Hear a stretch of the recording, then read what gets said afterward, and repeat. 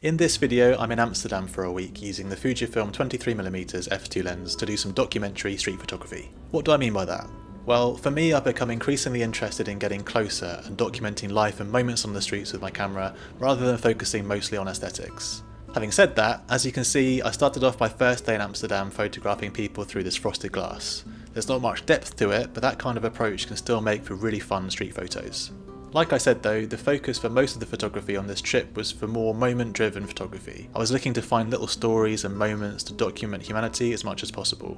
I'm definitely interested in both approaches to street photography, and you can check out some of my earlier point of view videos to see the mix of work that I like to make if you're interested in that.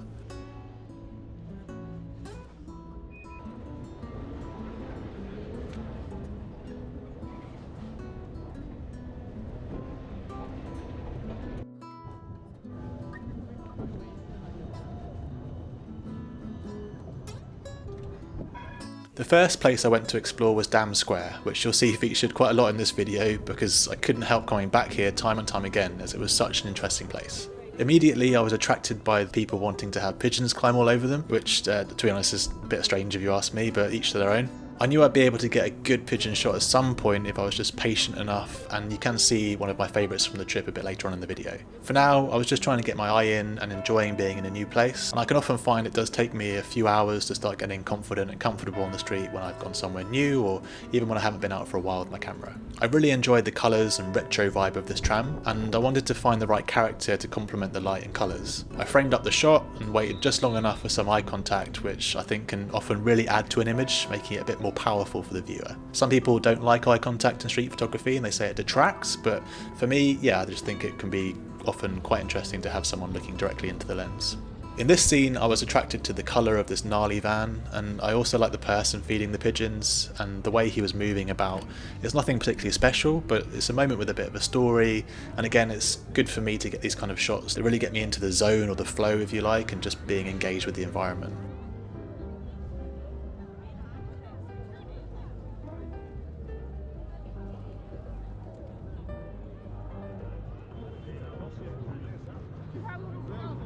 Back to the pigeons again, and I was looking to try and find a better composition. When you see a cool moment, it can be easy to just put it in the middle of your frame and then move on. But if you have some time, for example here where the moment wasn't changing much, then I always try and find a better way of composing a shot, including a bit more visual interest. So here, as the sort of moment was continuing for a while, I had a bit of time to move around and figure out what would be a really good composition. And in the end, I settled on using the people to act as a frame and also a bit of foreground interest to create depth, resulting in a more pleasing photo, in my opinion.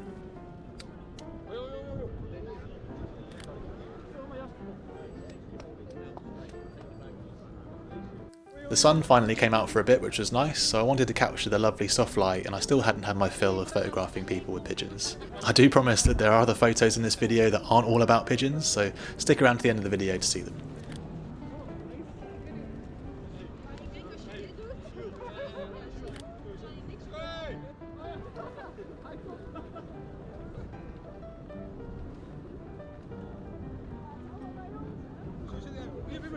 This was a bit of a fun scene, which was cool. I love the oversized clogs that a lot of people were getting their photo taken in, and I'm always on the lookout for scenes with a bit of character and humour in them, and this one was quite funny to me.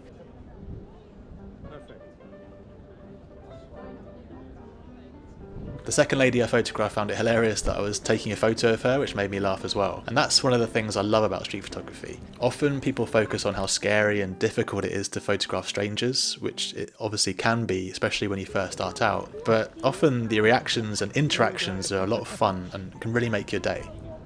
Markets, I find, can either be gold or a complete dud for street photography. They often make for cliche scenes, but when you're travelling, heading to the markets is a lot of fun, so I thought I'd try my luck at the flower market in central Amsterdam for some shots. I enjoyed this character and also the wheelbarrow of the cheese, adding something a bit extra to the image.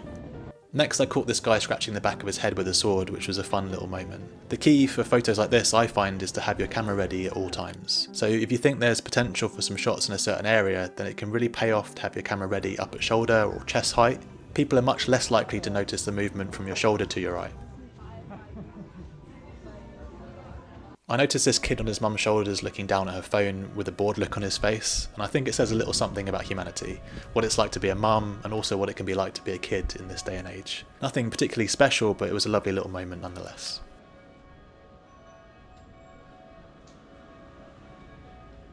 Next we found ourselves in this lovely old courtyard, and I like this woman who had her head in her hands, which had a bit of a story to it. You can't see it too well as I was a bit far away to make it work, to be honest.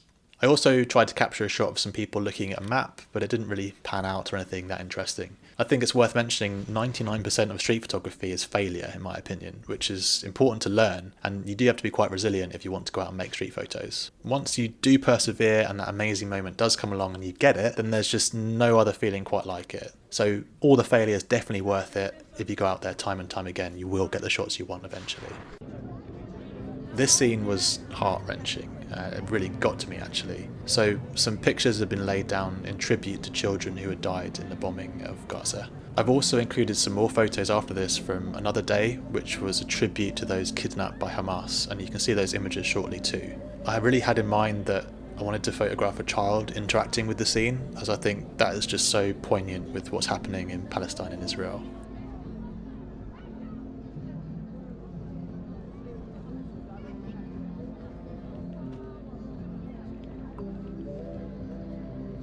I think if you're documenting life, then it's so important to photograph events like these. I try to photograph what I see in front of me without prejudice or vocalising my political opinion. That's just the way I choose to approach moments like this. So with that in mind, I'm going to keep my opinions out of this video as it's about the imagery for me. I just want to capture the stories that I see, and then it's up to the viewer to decide how they want to interpret those images.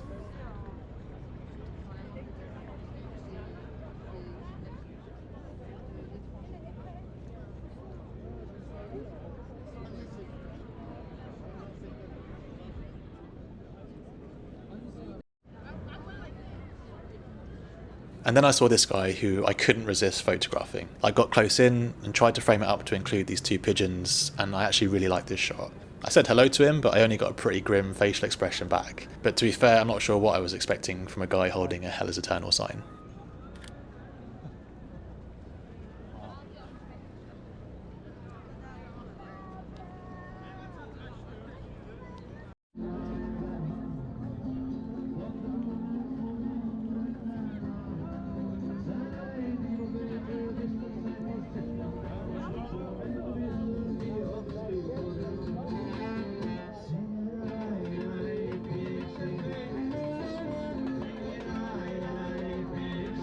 There was what I can only describe as a bunch of well-meaning hippies in the square, so I tried for a few shots here. I liked this lady waving two white flags, and I tried to also include the peace sign for a bit of context.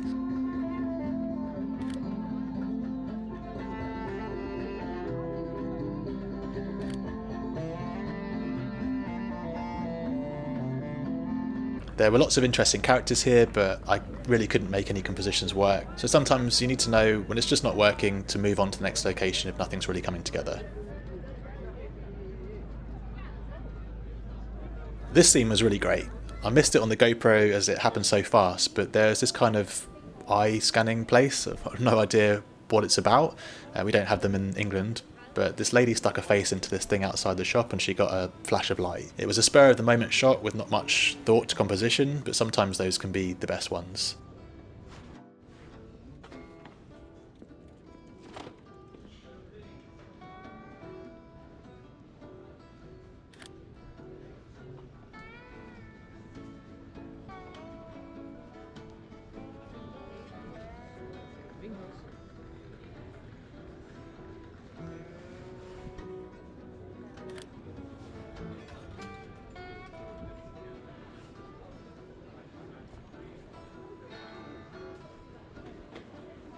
The rain suddenly came in pretty heavy, and as the XE4 that camera that I was using isn't weather sealed, and I didn't want to spend an afternoon completely soaked on my holiday, I packed it in for the day. I still came away with one rainy shot that I really liked though.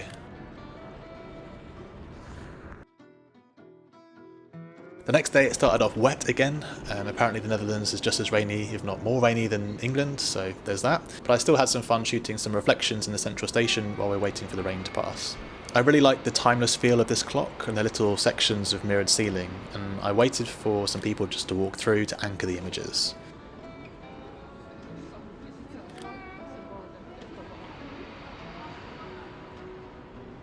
I could have spent all day photographing the roof of the central station, but that wouldn't have made for a particularly romantic day with my partner.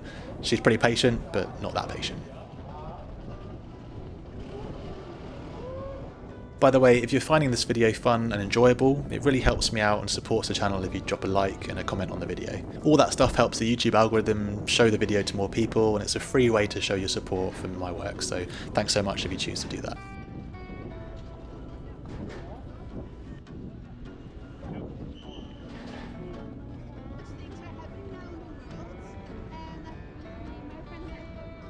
Next, I'm back in the central square again, as I couldn't resist seeing what was going on here on a new day. This lady was giving out free hugs, so just wait until someone takes them up on their offer.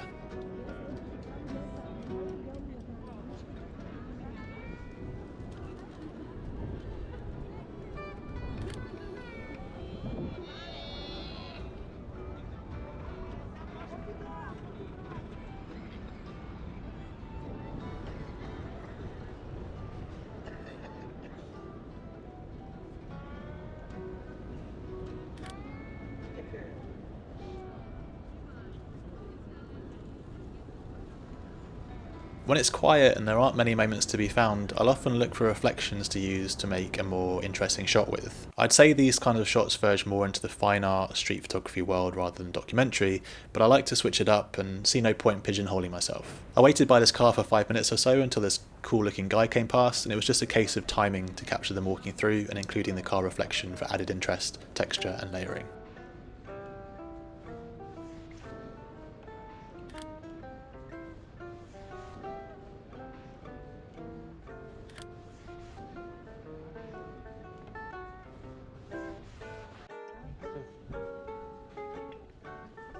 If you followed my channel for a while, you know I love coffee, so I always need to get a strong cup to get my creative energy firing when I'm on a photo walk.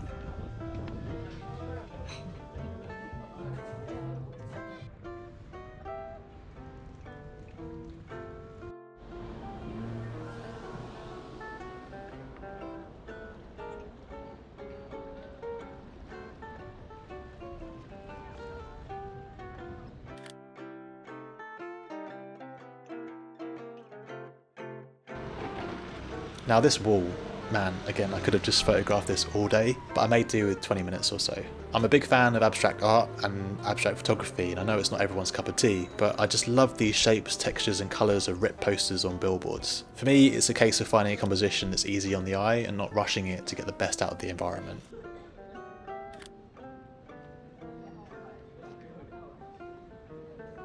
A photo book that I really love is called Nowhere in Particular by Jonathan Miller, who's not actually a photographer predominantly, he's a writer and a journalist. But for years he took photos of ripped posters, among other textures and abstract scenes he found on the street using a little point and shoot camera, and the photos are beautiful. So I also always like to take advantage of scenes of ripped posters to capture my own take on a project like his. I saw a post recently on social media that said photographers always rip each other off these days and mimicry isn't flattering, it's just frustrating. But I disagree with that. If you look at any 19th century impressionist painter, they all copied and were inspired by each other, but they were able to coexist together and make incredible bodies of work. So I don't see taking inspiration from other photographers as copying or cheating, I see it as vital to growing as a photographer. Obviously don't just copy someone's work or style exactly, that's not on. And definitely don't pass others' work off as your own, that's fraud. But if you ever feel people are judging you for being influenced by other people, then just don't listen to them. Being inspired by each other is how we get the best out of humanity, in my opinion.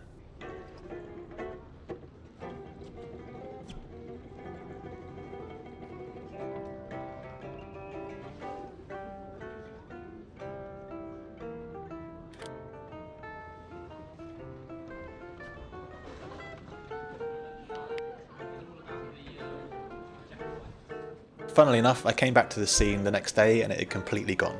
It had been pasted over by a bunch of new posters, which is kind of a shame, but it's also nice to know the next cycle of layers have been added, and then in time it will just end up as other textures and rips and wreckage on the wall for other photographers to come past and capture in a different way in the future.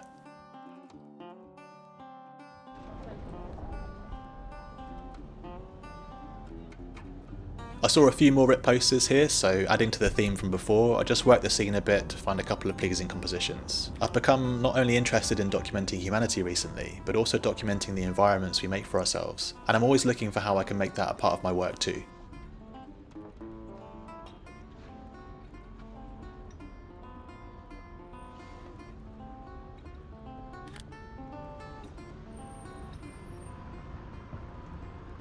Here I finally got a shot with pigeons that I'm actually quite proud of. I love that it said fighting animal testing on her bag, and that's what initially attracted me to the scene. Then I just wanted to get as close as possible and fire off a few shots trying to capture a good composition. I settled on this one as I love her expression, the framing from the other people and the birds, and also the pigeon standing out in contrast to the sky. And then the rain came back, which stayed pretty much on and off for the remainder of my trip. It's quite tricky to film on the GoPro in the rain, so I didn't really get much rainy day footage, but I'll put up a few of the shots I missed on film from the trip now.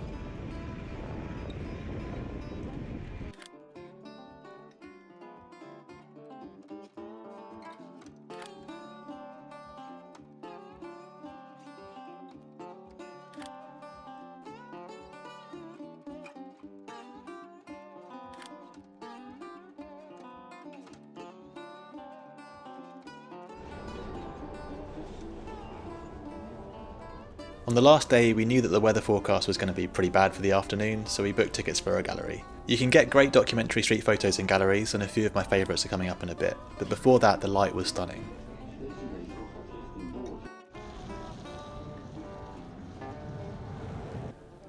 Outside the gallery, waiting to go in before the dark clouds rolled over, I fired off a couple of shots with people interacting with the sculpture, which didn't really work out. But it was across the street where I saw people playing on an oversized chessboard that I got one of my favourite shots from the trip.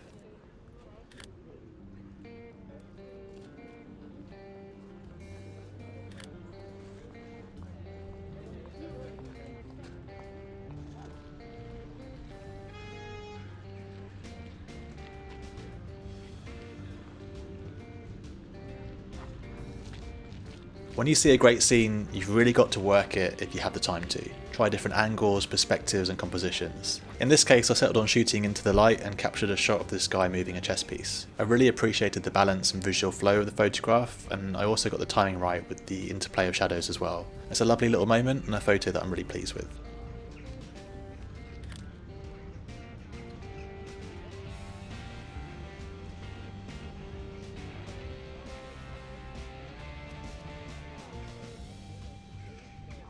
I'm not going to give any commentary over these last shots in the gallery, only just to say that galleries make such great places to practice street photography, especially as a beginner. If someone sees you taking a photo of them, then you can always just say you were photographing the art and they were in the way.